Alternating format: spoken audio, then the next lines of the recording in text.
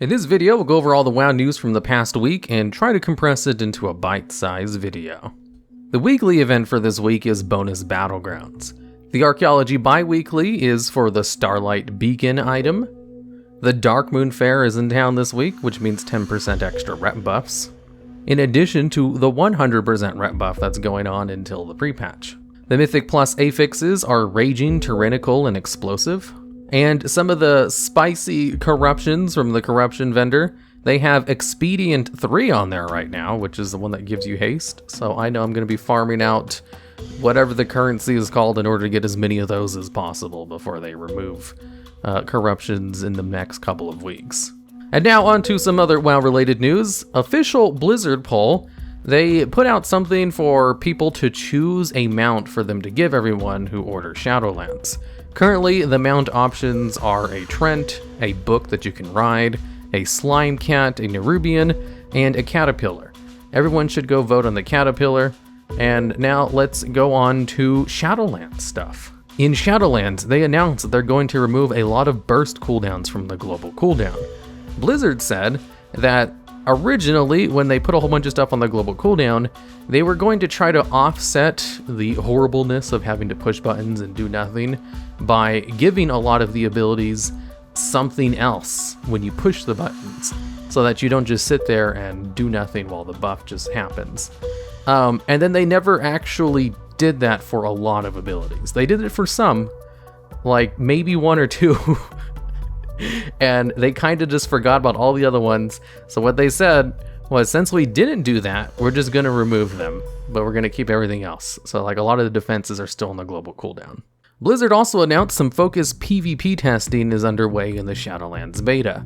Since they did promise they would have focused PvP testing with the Shadowlands launch, seeing as it's only like a month or two away, a lot of people are not happy with how late this is coming. And also another change to potions on the beta. Many old potions no longer work above level 50. Basically, all of the utility potions like Sky Step or Lightfoot potions, they all are just limited to level 50 and below. You're going to have to use the new Shadowlands potions. So, if you saved up a whole bunch of run speed potions to be using on Shadowlands to level up faster, they also put in a nerf where they have 5-minute cooldowns instead of the old 1-minute cooldown because they can be used in combat now. So it wasn't really a good idea anyway, but now you just can't use them at all. And now on to the weather report with DevBot the Weatherbot. How's the weather out there? The fear of going into forest at night isn't from fear of being alone, but rather the fear that you are not. Good one, DevBot. Always nice to hear. And now for the mob of the week. This week we have the Scarlet Quartermaster. This is an NPC located in the Dark Moon Fair right next to the petting zoo. If you try to talk to her on your character, you won't actually be able to do anything, other than maybe get a rude dialogue option. If you want to unlock what she has to say, you need to be wearing the tabard of the Scarlet Crusade, which has a 1% chance to drop from the Arm Master Harlan in Scarlet Halls. If you're wearing the tabard and then talk to her, she'll be able to sell you the crop top tabard of the Scarlet Crusade for 25,000 gold. If you're a male wearer, she'll offer an item called the Insoluble Chain of the Scarlet Crusade for 10,000 gold. If you're a plate wearer, she'll offer you the Scale of the Scarlet Crusade for 10,000 gold, both of which just give you a whole bunch of transmog options for Scarlet Crusade gear.